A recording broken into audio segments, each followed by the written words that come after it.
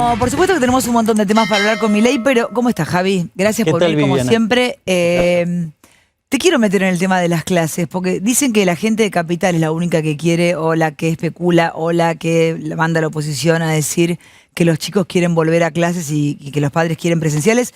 Esto era en Entre Ríos.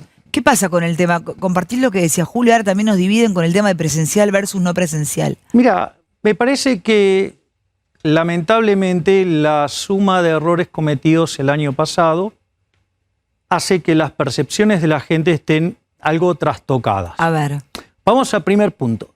Sinceramente, si la gente estuviera verdaderamente preocupada por la educación, acá ya tendrían que haber colgado varios ministros de educación. ¿No? Sí. Porque si vos tuviste un país que fue el primero en eliminar el analfabetismo en el mundo, gracias a la obra de ese ser maravilloso que fue Domingo Faustino Sarmiento, ¿sí? Quien además tiene una estatua en Boston. En Boston. Digo, ahí cerca de Harvard, para los que quieran, o del MIT, según cuánto le gusten las ecuaciones. Entonces, y hoy Argentina séptimo en las pruebas PISA, pero en América Latina, con un 50% de chicos que no entiende lo que lee, con un 70% de los chicos que no puede resolver un problema de matemática básica, que solamente el 0,5% puede entrar en el lote de excelencia, que fuimos echados de las pruebas PISA por sesgar la muestra para que den mejor. Con lo cual, digamos, la situación de la educación argentina es una catástrofe. Por lo tanto, si los padres verdaderamente estuvieran preocupados, ¿por qué? ¿Pero qué hacemos, de verdad? No. Nos vamos a cagar a trompadas. No, pero vos una de las cosas que dijiste que era, ¿por qué no empezamos a decir la verdad? No, sí, para mí es fundamental. Pero si no empezamos a decir la verdad, nos salimos de este pozo. Entonces, ¿qué es lo que ve Larreta? Y entonces, ¿qué sería la verdad acá entonces, Javier? La verdad es la siguiente.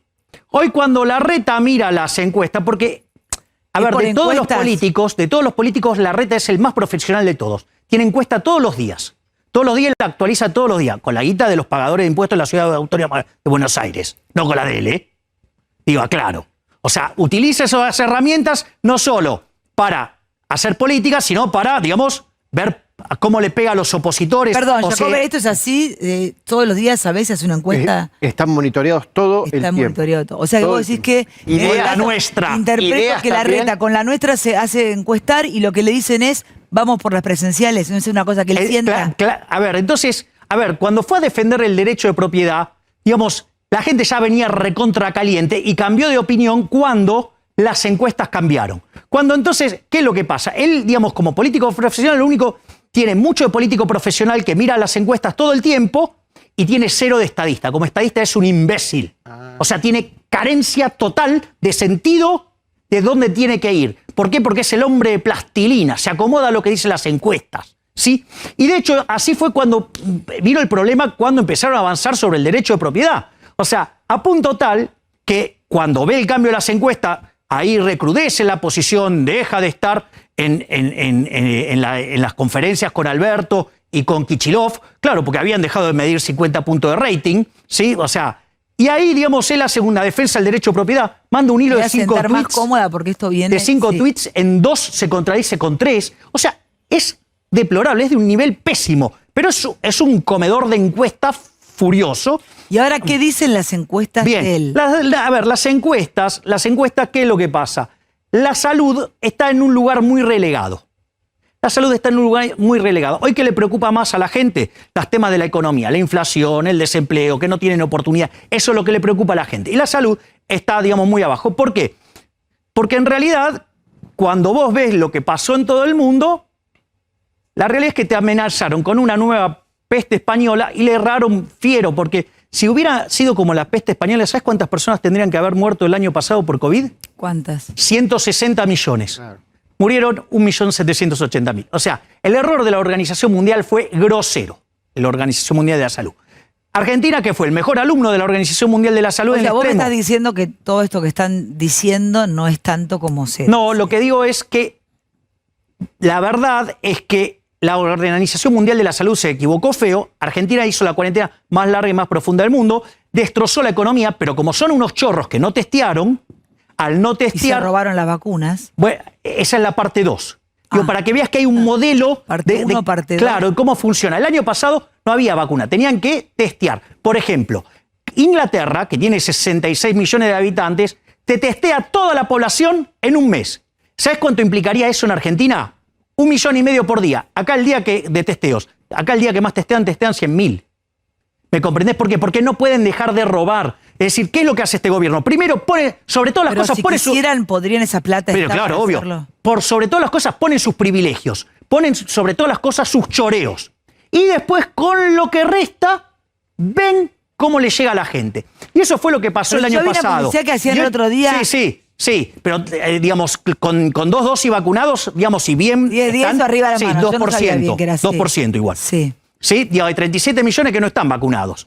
Entonces digo, vamos, o sea, la verdad que es un desastre la experiencia vacunatoria. Porque además, ¿cómo salís de esto? Vacunando masivamente, testeando masivamente, y cuanto más masivo es ese proceso, las restricciones son menores. Como vos tenés un conjunto de chorros donde además también con las vacunas pusieron por encima sus privilegios por encima de la población, haciendo uso del aparato violento del Estado, sí, porque ellos tienen el poder. Entonces esos soretes se pueden vacunar primero. ¿Por qué? Porque ellos son los dueños del aparato represivo del Estado, el monopolio de la fuerza. Entonces hacen lo que se les da la bola. Vos sabés que nadie que no esté vacunado no puede ser presidente de mesa. Tenés que estar sí o sí vacunado para ser presidente de mesa. Bueno, entonces quizás se quieren robar los votos también. Entonces, digamos, hay un montón de cosas en todo esto que en realidad ponen primero sus privilegios. Fíjate, a toda la población la encerraron, le destruyeron los ingresos. Y ahora también estamos medio encerrados. ¿Me entendés? Y le comieron el capital de trabajo a las empresas, le comieron el capital financiero, con lo cual la capacidad de respuesta de la economía es muy baja. Pero ¿estamos en un estado de sitio o no? Porque si no puedo salir de 8 a 6 de la mañana... Bueno, pero no está declarado. No está declarado, pero si y el toque de queda no existe en la Constitución. Bueno, está bien, pero digo, ¿y cómo definimos eso que está pasando? Bueno, que no pero de vuelta, entonces lo que quiero que quede claro es el problema de, primero, los privilegios de la casta política, que se constituyeron en una oligarquía. Este país no cae, ahí no coincido con Julio, Bárbaro, que cae desde hace 45 años. Argentina entró en decadencia hace 100. O sea, la decadencia argentina comienza hace 100 años.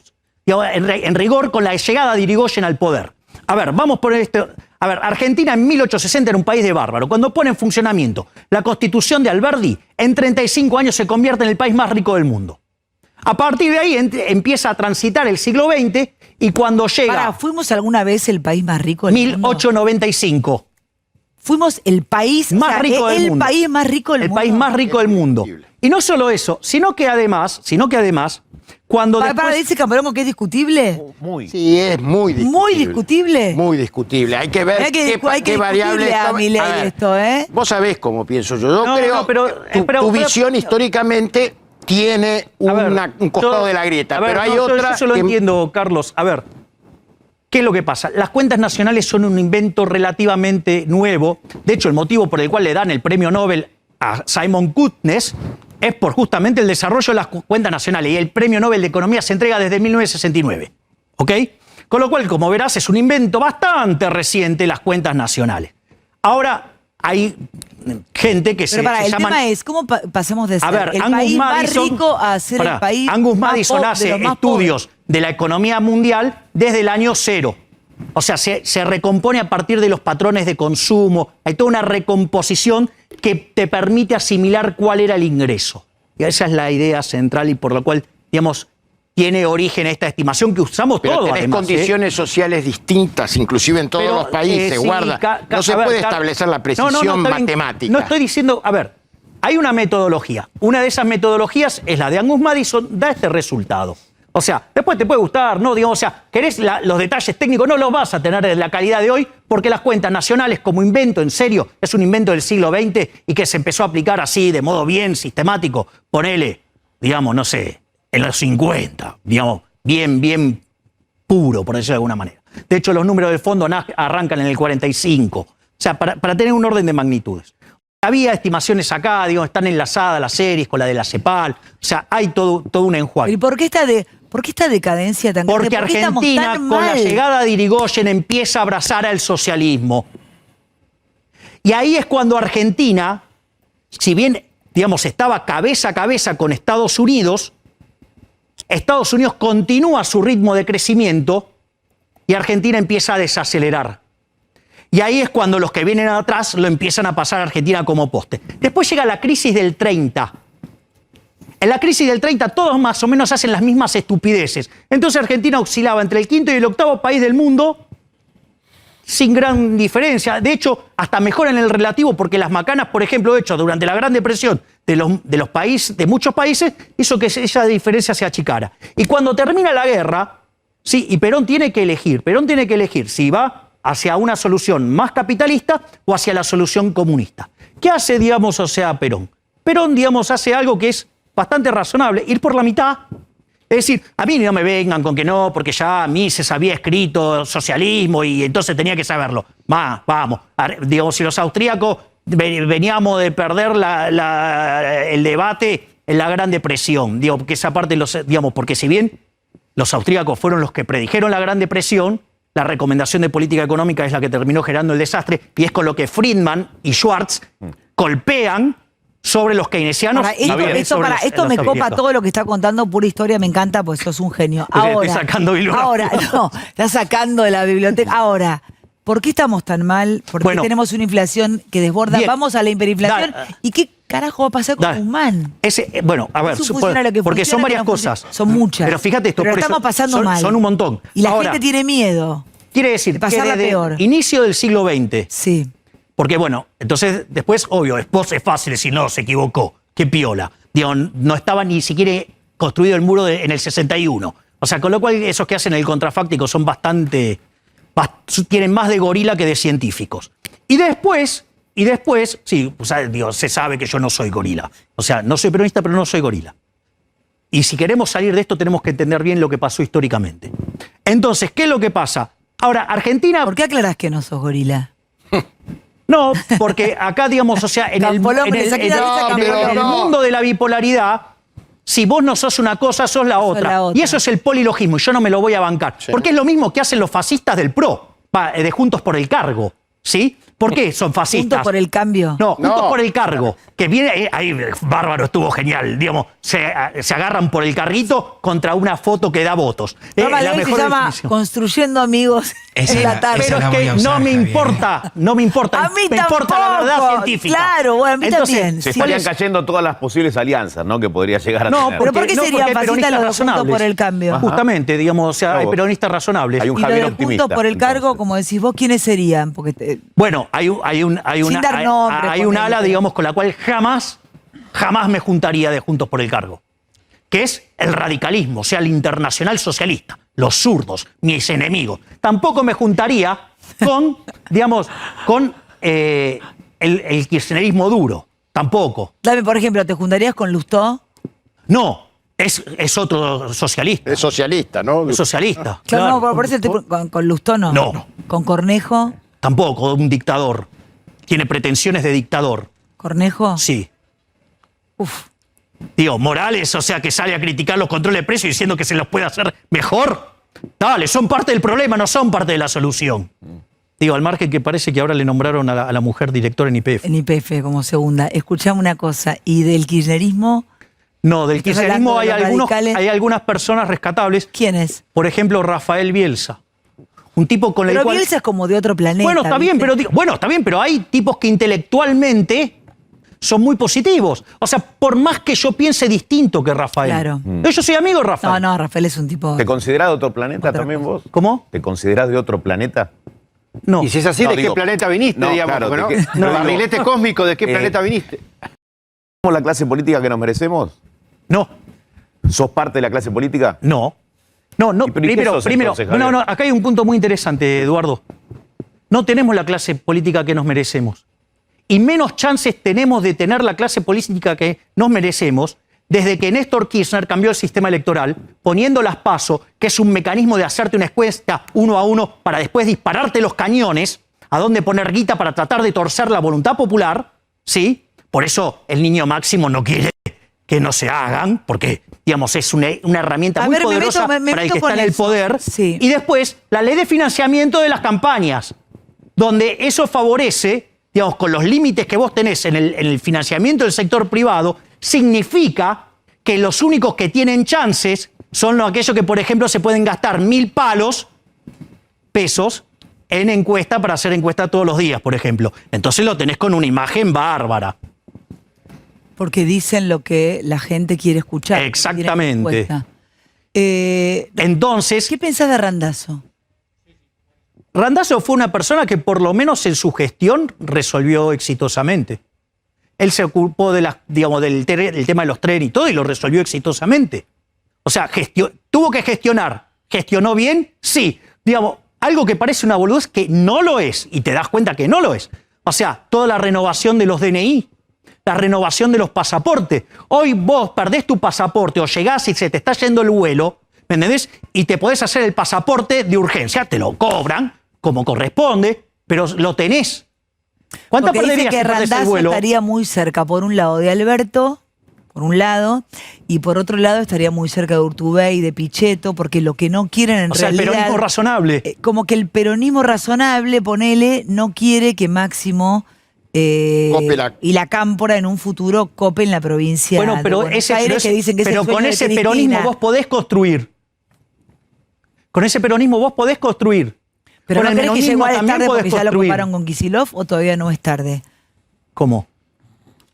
No entiendo. No, digo, porque lo que quieren es que el hijo de Cristina, que Máximo, no se haga cargo de la provincia o no siga ocupando lugares con la Cámpora, y por eso Randazzo está jugando por lo bajo, digamos. Bueno, por un lado con Alberto, que tampoco Alberto quiere, más allá de lo que dice Navarro, pero de vuelta, que Máximo ocupe un lugar relevante en la provincia. De vuelta, contra el kirchnerismo, digamos, duro ese, todos contra eso está bien. ¿Kirchnerismo es peronismo? No, son los que echaron de la plaza. Son las ideas que Perón echó de la plaza, que trajo acá el profesor Campolongo el 1 de mayo. A la gente los imberbes. Estúpidos e imberbes. Bueno, digamos, o sea... No, igual, ya con todas las que dijiste. ¿En serio? Era lo de me porté re bien hoy. No, dijiste sorete, dijiste un par que...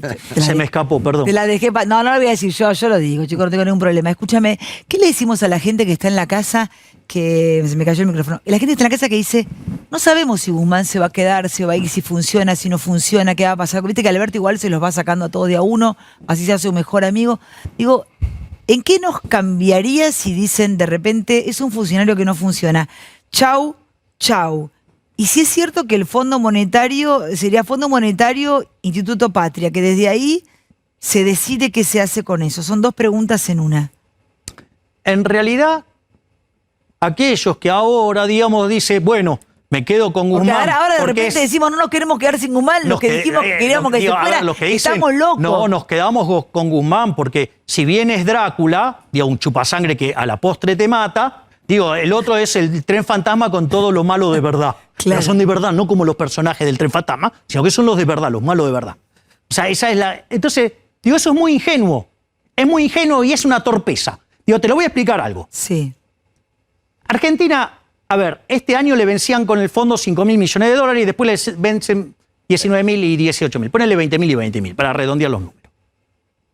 Argentina no tenía la plata para pagarle al fondo los 5.000 millones de dólares este año. La está rompiendo. La están diciendo. Ok. Sí. Entonces, ¿qué es lo que pasa? En ese contexto, Argentina tiene la mejora de los commodities y eso le permite mejorar los ingresos por retenciones, ponerle 2.500 millones de dólares. Y por otra parte, sí, consigue que... Pero así se la fácil de la señora. Pero esto es importante. Sí. Y les dan una ampliación de los derechos de especiales de giro y Argentina no le tiene que pagar 5.000 palos al fondo. Porque si en realidad hubiera tenido que pagar este año, se los iban a afanar de los depósitos de los argentinos en dólares en el sistema financiero. Macri, porque para vos estuvo con el endeudamiento, ¿bien o mal? No, para bancar. No, pero... Y después, o sea, que ya le afanaron a los argentinos 2.000 palitos. Ese es el primer punto. ¿Qué pasa? Si no tenías la plata hoy, digo, si Argentina quiere ir a un crédito de facilidades extendidas, ¿sabes qué? Tiene que hacer un ajuste de 9 puntos del PBI. Entonces, ¿qué es lo que pasa? Guzmán está tratando de empezar a hacer el ajuste ahora. Ahora, ahí hay un par de problemas. Porque cuando vos haces ¿Un par? Sí, claro. Ponele que dos. A ver, mirá, pero yo te voy a dar una idea, digo, del tamaño del desastre. La crisis del Rodrigazo en el 75 estalló con 14% de déficit fiscal en términos del PBI. Sí. La tablita cambiaria en el 82 con 11%. La hiperinflación de Alfonsín con 9. La convertibilidad con 7. ¿Sabes cuánto terminamos el año pasado?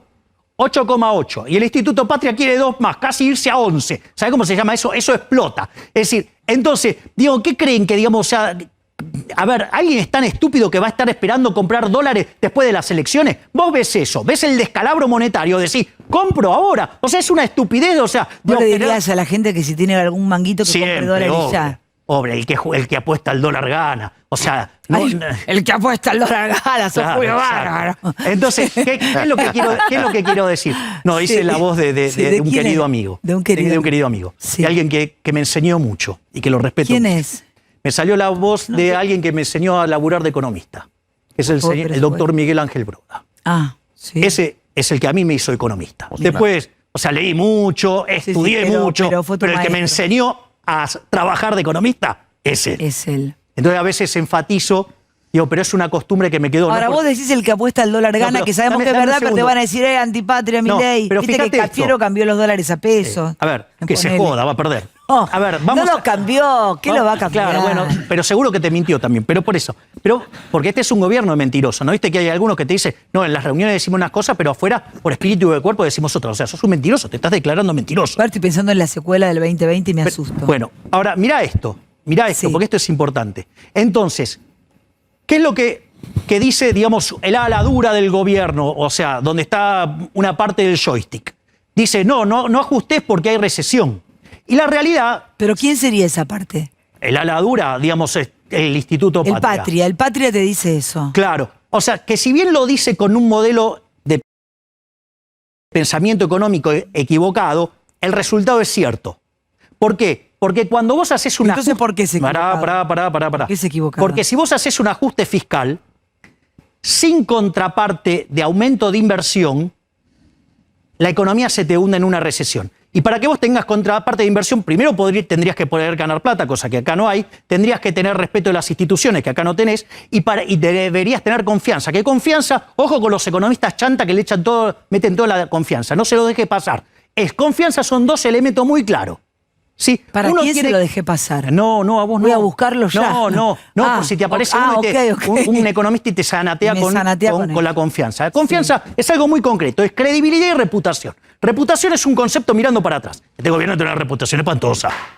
Hay mucha reputación con el vacunatorio. Sí, bueno, claro. Sí. Y después, digamos, lo que tiene que ver con la credibilidad es que vos tenés que tener un programa que sea sostenible, que tiene dos características. Una, que haga el ajuste fiscal, y otra, que ese ajuste fiscal sea creíble. O sea, no tiene nada de eso. Con lo cual, o sea, va a terminar en una recesión monstruosa y te va a estallar por la recesión monstruosa. Es decir, por otro, aparte encima el Instituto Patria quieren aumentar más el gasto público, financiarlo con más emisión monetaria y con control de precios. Esto explota por los aires. ¿Qué quiere decir de explota? Porque vos lo contás muy efusivo. ¿Qué es que explota por los aires? ¿Que nos vamos a una hiperinflación? Sí, exacto. Sí, va a haber una hiperinflación. Ahora, venimos hablando de hiperinflación desde el año pasado. Estas cosas no se pueden ir previendo como para que finalmente no pasen. Bueno, digamos, Keynes decía que lo inevitable nunca pasa, pero siempre pasa lo inesperado. Bueno, apareció la pandemia y implicaron otras lógicas, implicó que, digamos, como vos no gastabas nada de tu ingreso, entonces, ¿qué pasa? Empezaste a acumular un montón de peso porque no tenías dónde gastarlo y no te dejaban comprar dólares. Eso se llama en economía money overhang. La cantidad de dinero que tendría que tener la economía transaccionalmente es 4% del PBI. Tiene 12. ¿Sabes qué quiere decir eso? Que si la gente se pone del traste, el índice de precios se multiplica por 3.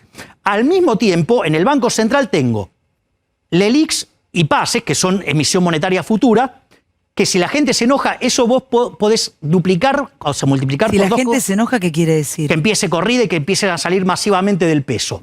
Entonces, si vos en ese ¿Puede pasar eso? Sí, obvio, claro. Y eso depende de una cuestión política y si querés ahora la vemos y te muestro por qué está todo a punto de estallar. Fíjate esto. Tenés una base monetaria y media escondida con LELIQs y PASES. Y además, si replicás el déficit fiscal del año pasado, que el Instituto Patria lo quiere hacer más grande, vos tendrías una base monetaria más. O sea que podrías multiplicar la base monetaria por 3,5. Si los precios se te pueden multiplicar por 3 por la caída de la demanda de dinero, 3,5 por 3 te da 9,5. ¿Sabes cuánto es eso de 10,5? ¿Sabes cuánto es eso de inflación? 950%.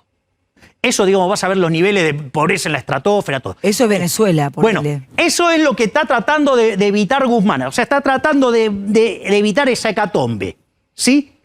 Pero nadie, digamos, se va a quedar comprado en pesos para el después de las elecciones. ¿A Guzmán lo pueden echar o él se puede ir viendo que las cosas no van a salir como él espera? No lo sé, no lo sé. Esta es la dinámica de ellos. Si no lo dejaran. Okay. No lo sé, yo nunca hubiera asumido. Claro. Un amigo mío estuvo muy cerca de recibir él estaba entusiasmadísimo. Un cargo, y yo le dije a mi amigo, no entres ni de casualidad, porque los orcos no te van a dejar gobernar. Los orcos. Los orcos, claro, que son el Instituto Patria que no le dejan gobernar. Entonces, ¿qué quiere decir esto? Que si vos les das el poder al Instituto Patria porque dice Perdón, que ¿y a va a vos ser qué te recesivo, consultaba Alberto en campaña? Que recién te lo decía, creo que era Batalla. ¿Qué te consultaba Alberto? No, ¿cómo la veía? ¿Y vos cómo la veías? Bueno, yo le explicaba, digamos, los desequilibrios que tenía Argentina, y una de las cosas que yo le dije, cuando yo les planteo estas cosas, él me dijo, no, pero no puedo hacer eso.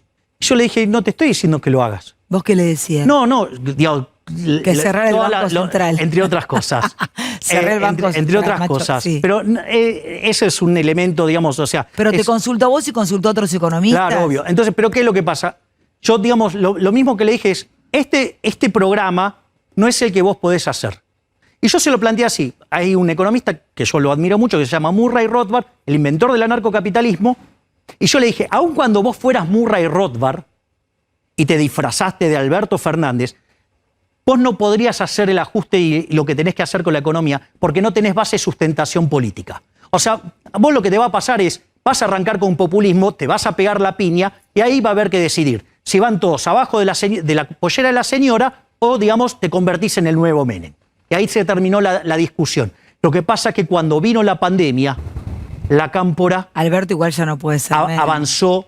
Está bien, avanzó sustancialmente y lo dejó contra la espada y la pared, Alberto. ¿Qué quiere decir eso? Que la cámpora avanzó sustancialmente y lo dejó contra la espada y la pared. Que no podés hacer nada que sea razonable en esta economía. Entonces, si Guzmán, digamos, se queda en el cargo, no va a poder hacer nada... ¿Por qué le conviene a la cámpora que esto sea un desastre?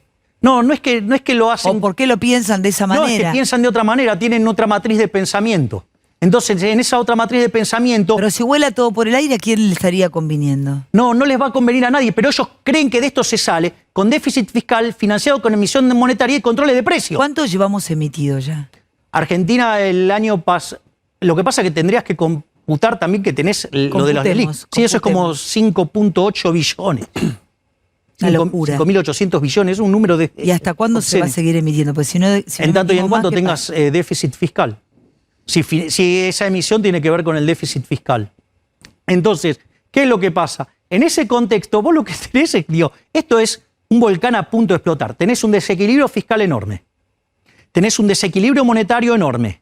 Tenés un desequilibrio en el lado real enorme porque mandaste un montón de empresas a la quiebra, la tasa de desempleo en el peor momento de la crisis llegó al 29%, hoy bien medida es 16%, porque cuando corregís por el efecto de desaliento, algo que no puede hacer el INDEC, digamos, es un número de en torno al 16%. O sea, tenés 45% de pobres, tenés 11% de indigentes. ¿Cuál es la salida a todo eso? La libertad. ¿Cómo sería? Volver a abrazar las ideas de la libertad, volver al modelo de Alberdi, sí, que se puso en marcha en 1860. ¿Sabés lo que era arrancar en 1860 en esto que era una tierra de bárbaros? ¿Sí? Y en 35 años nos convertimos en el país más rico del mundo. ¿Cómo sería hoy la libertad? Mirá, tenés un conjunto de reformas. O sea, ok, te voy a vender mi programa en 3 etapas. La primera que vos tenés que hacer es la reforma del Estado. Para poder bajar el gasto público y de esa manera poder bajar los impuestos y que la economía entonces empiece a tener oxígeno y empezar a producir. Otra cosa que vos tenés que hacer, digamos, es, por ejemplo, flexibilizar el mercado laboral hacia adelante. Una vez que vos, para no vulnerar los derechos adquiridos, una vez que vos lográs eso, podés abrir la economía y eso te va a dar muchísimos años de mucho crecimiento económico. Y la secuencialidad acá es importante, porque los brutos de la dictadura no reformaron el Estado, abrieron la economía y ni las leyes laborales y generaron un desastre productivo, un genocidio productivo generaron. Entonces, esa es la primera etapa. La segunda etapa, como eso te va a asegurar muchos años de mucho crecimiento económico, vos podés empezar con reforma de segunda generación. Por ejemplo, vos podés darle a los empleados públicos un programa de retiro voluntario. Vos podés reformar el sistema previsional ahora sin vulnerar derechos adquiridos. ¿Me entendés? Vos también podés avanzar en eliminar la coparticipación federal de impuestos y volver al inicio, que era la correspondencia fiscal. Cada uno recauda en función de lo que gasta. ¿Cuántos impuestos pagamos? 170. ¿Cómo puede ser que paguemos 170 impuestos? Sí, y no solo eso, tenemos 69.000 regulaciones. ¿Por qué? Porque son unos chorros. Porque no quieren dejar de robar. En el año, digamos, de la pandemia, donde vos tenés un desastre monstruoso. Donde la gente perdió casi todo, siguen endeudados. Tienen hasta 18 reformas fiscales entre creación de nuevos impuestos y aumento de alícuotas impositivas. O sea, es criminal. Pero te das cuenta que es... pero la matriz, por eso siempre concentro la matriz es siempre la misma. A ver, cerraron las actividades, ¿sí? Pero te obligaron a seguir pagando impuestos. Sí. ¿Por qué? Porque la de ellos no se toca. Tuvieron que ir a hacer testeos, porque si no la gente se moría. Como no querían dejar de robar de la de ellos, entonces ¿qué hicieron? Igual la de ellos es la nuestra. Bueno, ponele. Sí, es la nuestra. Sí, ponele, pero no importa, pero a lo que quiero... Pero ¿por qué decís que no? No, la de ellos es la nuestra. Sí, es la guita que le cobran pagamos de la con los nuestra. 170 y sí, pico obvio que cobran pagamos. de nuestros impuestos. Paga ganancias cuando pero tu sueldo claro. no es una ganancia, es lo que... Está claro. Bueno, pero a ver, digamos, o sea, pero el argentino también el argentino también tiene el chip para el culo. Porque cuando habla de los jueces, ¿qué hace? Se quejan, no, porque los jueces no pagan ganancia. ¿Pero qué hace? Y piden que paguen ganancia. No, tenés que pedir que vos no pagues ganancia. Claro. Digo, no podemos ser tan enfermos. Somos un país de envidiosos. ¿Me comprendés? O sea, es como que me entendés, o sea, yo tengo, digamos, o sea, ponele que vos tengas, así, digamos, o sea, no es tan violento. Vos tenés una oveja, y yo estoy profundamente envidioso porque vos, digamos, tenés una oveja. Entonces, se me aparece un genio, supongamos que sea mi amigo Eduardo Bataglia, sí, que logró sacarme el iPad sin que lo mate. Sí. Entonces, me dice... Milei, le concedo los deseos que usted quiera. Yo podría pedir millones de ovejas, ¿no? Claro, pero querés la mía. No, quiero que se muera tu oveja. Ah, no. Eso es Argentina. Ah, yo casi que te... Es un país de envidiosos, de resentidos. O sea, Argentina nos ganó el socialismo. Nos ganó el socialismo. Mira, esa es mi oveja. Digamos, y eso es lo que empezó en el 16. Que se muera. El modelo de la envidia, el odio, el resentimiento, el trato desigual frente a la ley, el robo y sobre todo el asesinato. Porque este es un gobierno de asesinos. Quiero que hable el año mi pasado oveja asesinaron a antes de 30.000 por no dejar de robar con el tema de no testear, porque si hubiéramos hecho las cosas como un baile normal, hubieran muerto 10.000. Entonces, ¿qué hacemos? Porque hablando más allá que esa es mi oveja y es hermosa. Sí, vos no solo querés, digamos, la querés, sino que me la querés matar. No, bueno, digamos, la mentalidad argentina. Sí, la mentalidad argentina es eso. O sea, no lo tengo, o sea, si yo no lo tengo, vos tampoco, y quiero que se muera lo que vos tenés. Claro, pero ahí lo ves. O sea, los jueces están, digamos, no pagan ganancia. ¿Vos qué reclamás? No, tienen que pagar ganancias ellos. ¡No! Nosotros no tenemos que pagar ganancia. ¿Te das cuenta? Es un problema del chip. ¿Y cómo hacemos para no pagar ganancias?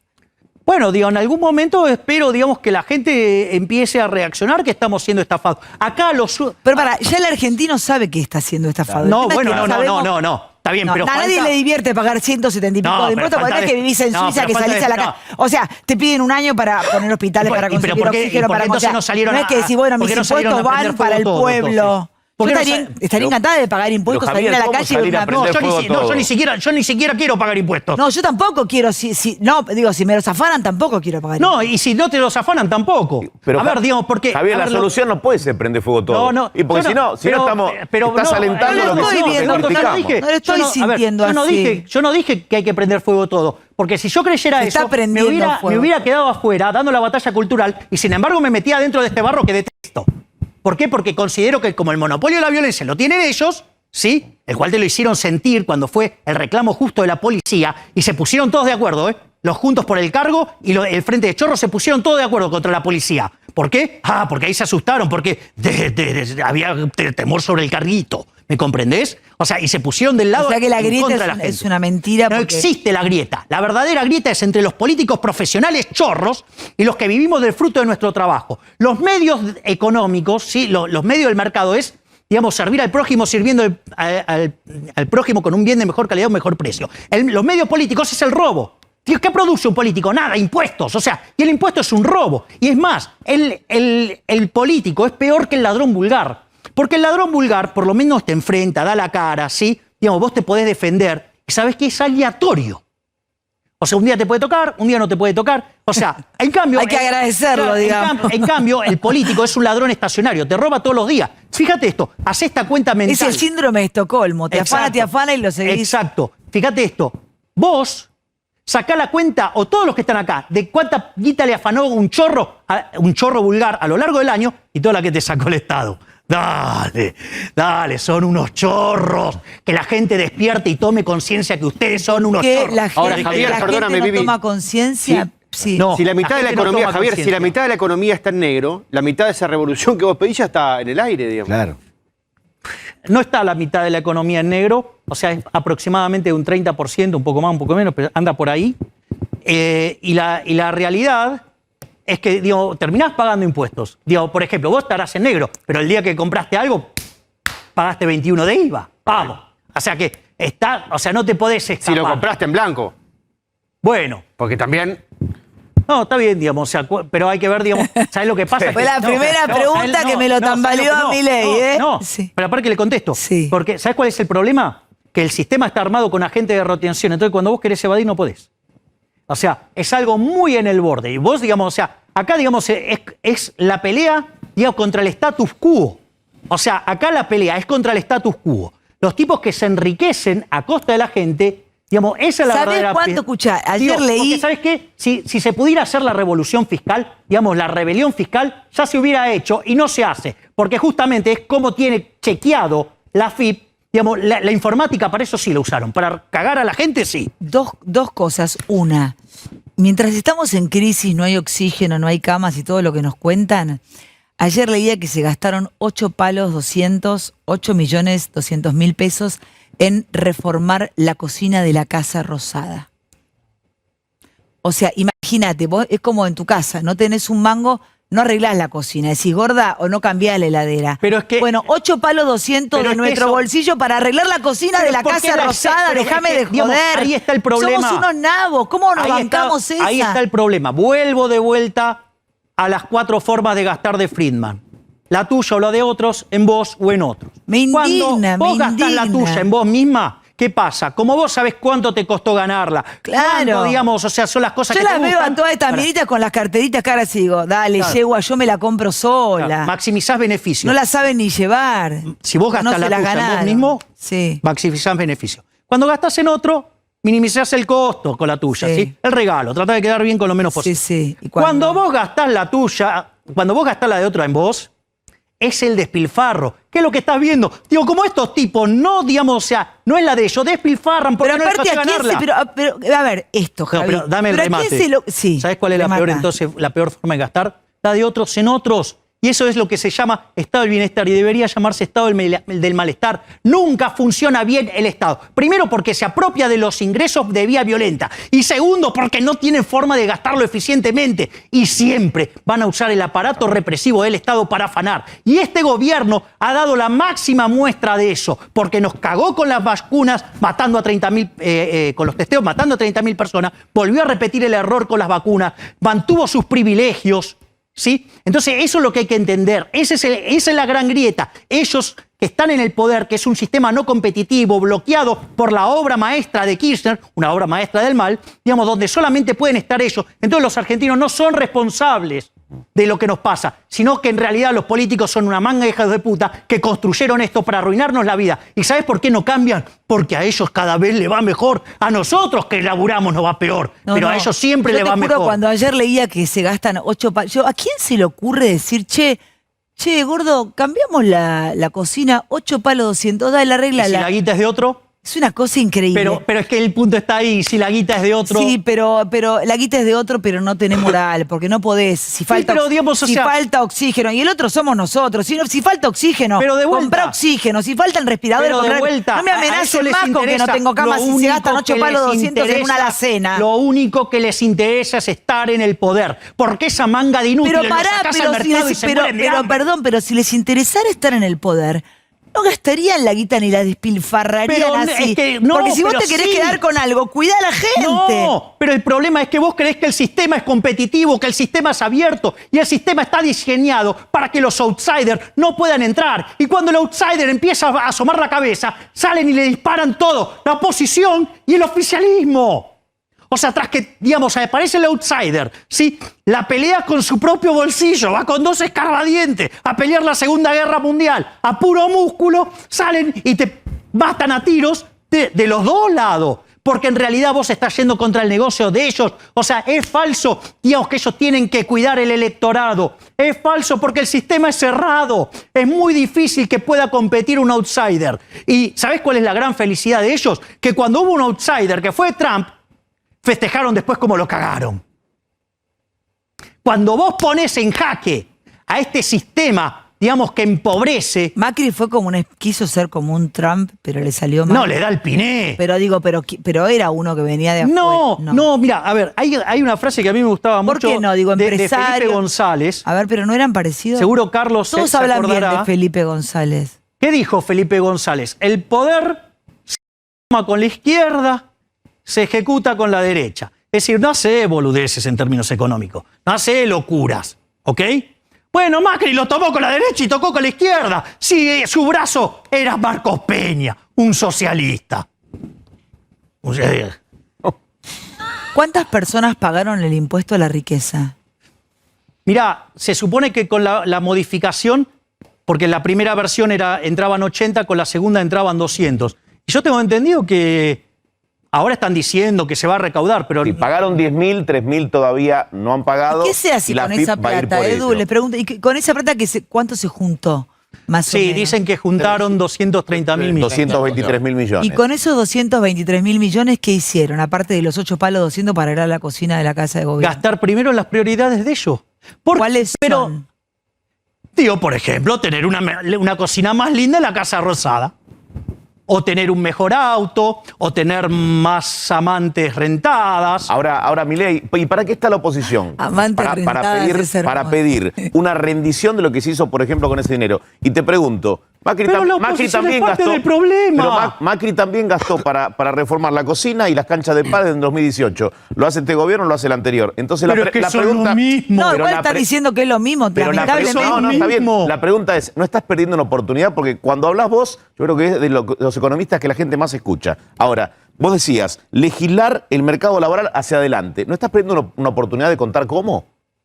Porque digo, vos tenés que eso llevarlo al mercado real, que es los gremios, la Argentina, todas las contras que te vas a encontrar.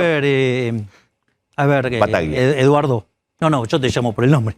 Yo les pido una agüita y una canelina para el señor, si tienen, por favor. A ver, eso, digamos, está implicado en cada uno de mis libros. O sea, digamos, lo tenés en Libertad, Libertad. No querés leerme a mí, digamos, podés leer, digamos, el despertar de Argentina devorada. En 3 pasitos, ¿cómo cambias el mercado laboral hacia adelante? Pero es que vos le tenés... A ver, hoy cuando vos recibís 100 pesos, cuando vos recibís 100 pesos de sueldo, ¿sabes cuánto pagó tu empleador? 165. Pero me estás describiendo lo que pasa. Yo digo, ¿cómo lo reformarías? Tenés que ir con 1365. Tenés que ir con 1365. Obviamente que eso va a tocar privilegios. Para explícamelo fácil. Hacémela fácil. Lo del empleador... 100, 165. Explícale a la señora que está en la casa. No, porque vos tenés un montón de cosas que son contribuciones patronales. Yo te entendí, pero digo porque... Bueno, para eso que no lo tenés que eliminar. Nadie. O sea, vos tenés que eliminarle todo el sobrecosto, le tenés que eliminar en la industria del juicio. Tenés que ayudarlo. Claro, o sea, pero eso no va a pasar porque es un negocio si hay algo que claramente... A ver, si hay algo que es conocido en Estados Unidos... Pero para los sindicatos. Los sindicatos no lo van a dejar. A ver, la frase que dice, usted está despedido. Sí. ¿Sí? ¿Y cuánto es la tasa de desempleo en Estados Unidos? Siempre es baja. Y sí, puede venir una crisis. Estados Unidos agarran el mal portarretrato, su planta y se van. ¿Viste? Esa es la imagen que tenés. La cajita. O sea, la caja y en la caja llevan todo. La evidencia empírica. La caja dice, te voy a cagar, te voy a sacar todo lo que tenés. ¿Sabes lo que es la evidencia empírica? Que aquellos países que tienen... ¿Pero a vos te parece justo que alguien que despiden después de mucho tiempo se vaya sin un mango? ¿Te parece bien? Hay que encontrar un equilibrio. ¿Cómo sería eso? Entra en la cámara, no pasa nada. Trae la agüita, mostrate. A ver, no hay... Te damos agüita y canelina. A ver, no hay tal cosa como un almuerzo gratis, Viviana. No hay nada mejor que no hay nada como un almuerzo gratis. Como un almuerzo gratis. Nadie te regala nada. Sí. ¿Sabés qué? Todas estas regulaciones laborales, ¿sabés cómo se pagan? Con empleos miserables, ¿sí? Porque hay 6 millones de argentinos que trabajan en negro, ¿sí? Y se paga con desempleo.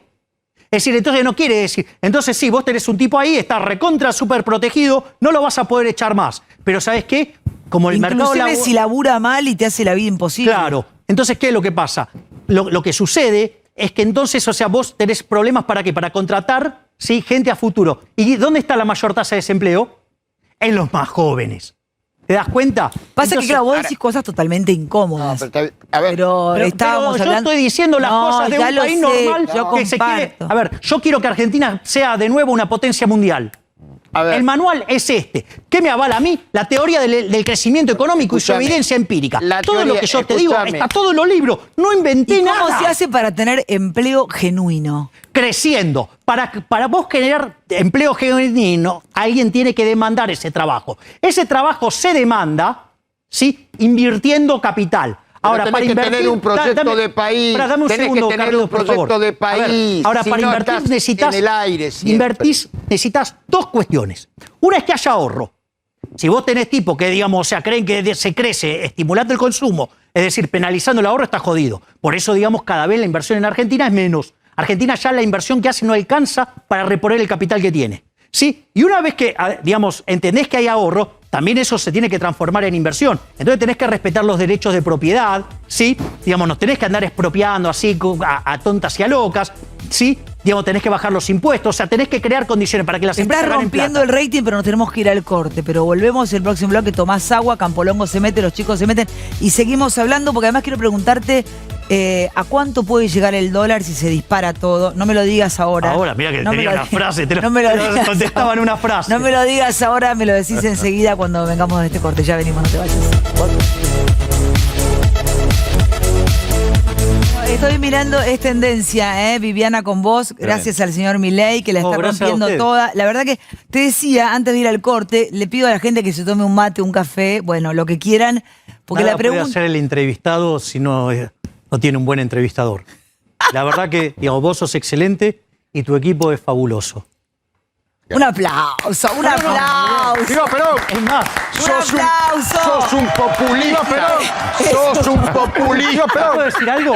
Sí. ¿Sabés qué decía Murray Rothbard? Que el liberalismo se tenía que popularizar, que tenía que a la paz. Así que soy bien rothbardiano.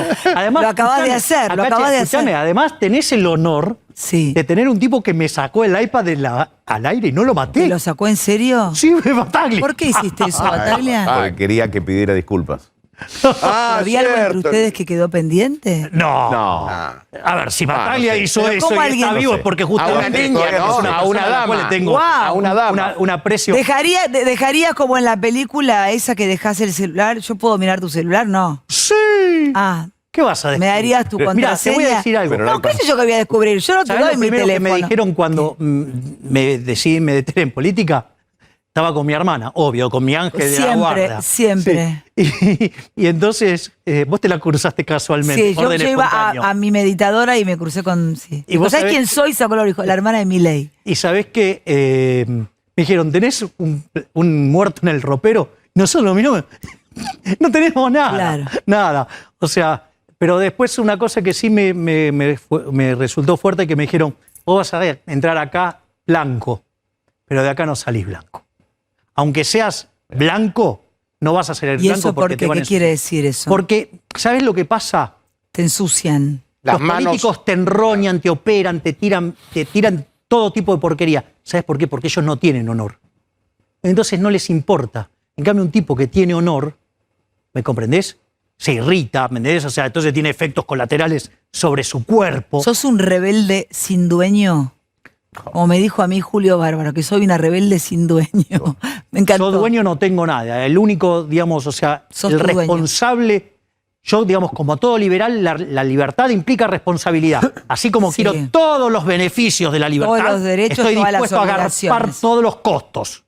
O sea, la libertad también implica hacerse cargo de los costos. Tenés obligaciones. No es tan fácil. O sea, porque si fuera fácil, digamos, o sea, habría más gente liberal. ¿A cuánto puede dispararse el dólar si pasara algo? Mirá. Si se va a Guzmán, si lo rajan a Guzmán, si no sé qué. El dólar no tiene techo porque el peso no tiene piso. El peso es la moneda que emite el político argentino, por ende no puede valer ni excremento, porque esas basuras no sirven ni para bono. Esa es la realidad. ¿Me comprendés? Sí, me parece re triste, pero es verdad. Bueno, a ver, digamos, frente a un evento triste, vos lo que podés hacer es reconvertirte en la verdad, salir es la verdad. O hundirte. ¿saben qué, argentinos? Yo vengo a proponerles un sueño, pero que esta vez no termine en una pesadilla. Vengo a proponer el sueño de la libertad, la Argentina con futuro, la Argentina próspera, la Argentina con bienestar, una Argentina pujante, una Argentina potencia, en la cual además todos nuestros hijos se queden acá y no se vayan a buscar un mundo mejor afuera, ¿sí? Donde el 70% se quiere ir y de ese 70%, la mitad está dispuesto a irse y nunca más volver. Argentina es la máquina de matar riqueza, de exportar gente valiosa. Y si no cambiamos, en 50 años vamos a ser la villa miseria más grande del mundo. ¿Es presidente o nada? ¿Quién? ¿Es presidente o nada? Para cambiar las cosas, ¿es presidente o nada? ¿Vos presidente o nada? No, yo creo que hay que hacer un camino. A ver, las ideas liberales en Argentina están bastardeadas hace más de 100 años. Entonces, es mucho pedirle a la gente que logre cambiar el chip tan rápidamente. Entonces, yo, digamos, hice la batalla cultural, la propia batalla cultural me empujó a la política y bueno, y entonces después mostraré como político si efectivamente la gente tiene que probar para ver si ¿Cambiás como ministro de Economía o como presidente las cosas? Lo que hay que cambiar, ¿lo cambiás como presidente o como ministro? Lo cambia el presidente. Entonces, Cavallo fue el que tiene la lapicera. A ver, Cavallo fue el mejor ministro de la historia argentina, el mejor ministro de Economía de toda la historia argentina. ¿Sabes por qué? Porque tuvo el mejor presidente de toda la historia de la Argentina. Nos tenemos que ir al Carlos corte. Saúl Menem. Nos tenemos que ir al corte polémico, el final de Milei. La evidencia empírica me avala. Passing the buck se llama el paper. Me gustó decir polémico. La próxima hablamos también un poco de sexo tántrico, porque en estas épocas que uno no puede tener tanto contacto físico, ¿te acuerdas que tuvimos sexo tántrico en Canal 9? Bueno, no lo tuvimos, pero jugamos. No. Yo no juego a esas cosas. No, yo juego a cualquier cosa. No. Ahí salgo a la cancha y bueno, en la próxima hablamos de Carlos Saúl, nos tocamos goleador y hablamos de tanto. Gracias, Milei, un placer, un placer enorme. La rompiste toda. En el próximo bloque tenemos a Dragani, que nos va a contar todo acerca del argentino que fue a Estados Unidos con COVID. Llegó a la Argentina hoy a la mañana y le detectaron que tenía COVID cuando antes del sector migraciones le tomaron la temperatura y hay un sistema, detectaron que tenía más de 30. ¿Vos sos el abogado de quién? Yo soy abogado de la empresa americana que le extendió el certificado.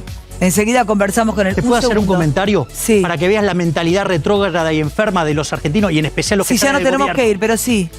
Hubo gente que se iba a dar la vacuna en Miami. Sí. ¿Qué le costaba al gobierno? Nada. Y sin embargo fueron y los escracharon.